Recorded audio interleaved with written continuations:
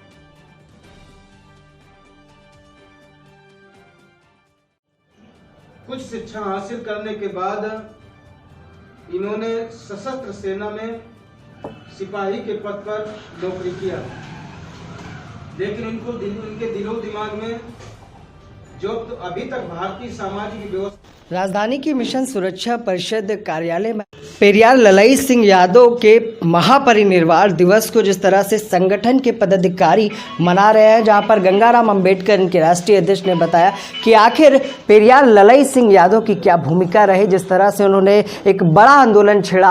आज हमारे साथ अभी गंगाराम अंबेडकर जी, जिनसे जानते हैं कि पेरियार ललई सिंह यादव की आखिर क्या भूमिका रही, किस तरह से आज उनके महापरिनिर्वाण दिवस को मना रहे हैं संगठन के लोग। सर, आखिर जो आज महापरिनिर्वाण दिवस ललई सिंह यादव जी का मनाया जा रहा है, आखिर क्या कार्य किया है, क्या भूमिका रही इनकी, आखिर किस वजह से आज आप लोग इन्हें याद कर रहे हैं? सामाजिक परिवर्तन के क्षेत्र में तमाम कोल कल्पित धर्म ग्रंथ पाखंड के नाम पर जो देश की जनता को गुमराह कर रहे थे, पेरियार ललई सिंह यादव जी ने उन तमाम चीज़ों का पर्दाफाश किया और इस देश के जनमानस को सच्चाई से अवगत कराने का काम किया।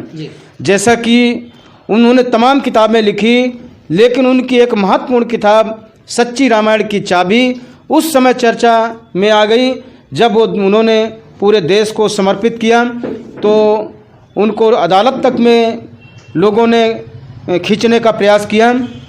लेकिन पेरियार ललई सिंह यादव जी ने अपने उस सच्ची रामायण की चाबी को तर्क संगत बातों से अदालत में अपना पक्ष खुद रखने का प्रयास किया और बाद में अदालत ने यह फैसला दिया कि जो ललई सिंह यादव जी ने जो अंधविश्वास पाखंड के खिलाफ जो उन्होंने सच्चाई के साथ जो ये चाबी सच्ची रामायण की चाबी पेश की है, वो पूरी तरीके से सबूतों के आधार पर तर्क की कसौटी पर खरी उतरती है। आखिर में अदालत ने याचिका दाखिल करने वालों के खिलाफ जुर्माना लगाने का काम किया और उस किताब को ससम्मान पेरियार ललई सिंह यादव जी को वापस करने का काम किया। उन्होंने देश में घूम घूम करके ये बताने का प्रयास किया कि हमारी जो गरीबी है, लाचारी है, परेशानी है, हमारी जो मासूमियत है, इसके पीछे धर्म कर्म का पाखंड, अंधविश्वास, भयभूत भ्रष्टाचार के तहत हमारी जनमानस को उलझा कर रखा गया है, इस शूद्र समाज को गुमराह किया गया है। तो आप लोग विवेक के आधार पर, विज्ञान के आधार पर अपनी उन्नति करने के लिए खुद अपने पैरों पर खड़ा होने का प्रयास करें। इसीलिए जो मानवतावादी लोग हैं, अंबेडकरवादी विचारधारा के लोग हैं, समता ममता की सोच रखने वाले लोग हैं, वो पेरियार ललई सिंह यादव जी को अपना मसीहा, अपना पथ प्रदर्शक मानते हैं। तो मिशन सुरक्षा परिषद भी एक सामाजिक राष्ट्रीय परिवर्तन का एक सामाजिक आंदोलन है। तो हम लोग उन तमाम महापुरुषों के जन्म जयंती और परिनिर्वाण दिवस के अवसर पर अपने उन तमाम महापुरुषों को भावभीनी श्रद्धांजलि अर्पित करके उनके बताए हुए रास्ते पर चलने का प्रयास करते हैं। उसी क्रम में आज 7 फरवरी को पेरियार ललई सिंह यादव जी, जो 1993 में हम सबको अकेला छोड़कर चले गए, और उनके जो विचार हैं, उनका जो आइडियोलॉजी है, उनका जो सिद्धांत है, उनका जो उद्देश्य है, उसको पूरा करने के लिए हमारा संगठन रात दिन एक कर रहा है। तो इसी तारतम्य में हमारे संगठन के तमाम जिम्मेदार लोग इकट्ठा होकर अपने मसीहा ललई सिंह यादव जी के चित्र पर बारी बारी से पुष्प अर्पित करके उनको भावभीनी श्रद्धांजलि अर्पित करके उनके बताए हुए रास्ते पर चलने का हम लोग प्रयास कर रहे हैं। ठीक है, ठीक। धन्यवाद। तो ये थे हमारे साथ गंगाराम अंबेडकर राष्ट्रीय अध्यक्ष। अभी इनके प्रदेश अध्यक्ष से जानेंगे। जैसा कि आपको बता दें कि पेरियार जो शब्द है, इसकी क्या महत्वपूर्ण भूमिका है, आखिर ये शब्द ललई सिंह यादव के साथ क्यों जुड़ा, हम इनके प्रदेश अध्यक्ष से बात करते हैं और जानते हैं। सर, आखिर पेरियार ललई सिंह यादव, इनका नाम क्यों पड़ा और क्या भूमिका रही, और आज के युवाओं को उनसे क्या सीख लेनी चाहिए? जिस प्रकार दक्षिण भारत में रामास्वामी पेरियार साहब ने जो सनातनी धर्म की अंधविश्वास की विचारधारा थी उस पर चोट की, उसी प्रकार उत्तर भारत में ललई सिंह यादव जी ने जब सनातनी धर्म की अंधविश्वास की विचारधारा पर जब चोट की, जब शूद्रों को दो पार्टों में बांटा गया, सछूत और अछूत में, तो पेरियार ललई सिंह यादव जी ने उसका विरोध किया और बताया कि ये शूद्रों को भी कई हिस्सों में बांटने की मिली।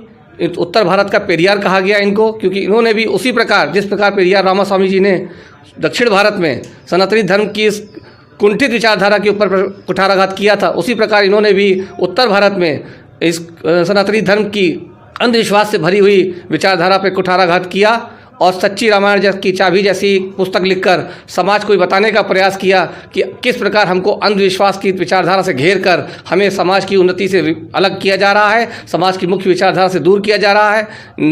क्योंकि ललई सिंह यादव स्वयं एक सेनानी थे, फौजी थे, हवलदार भी रहे, और साथ ही साथ इन्होंने सेना में विद्रोह किया अपनी हक हकूक़ के लिए।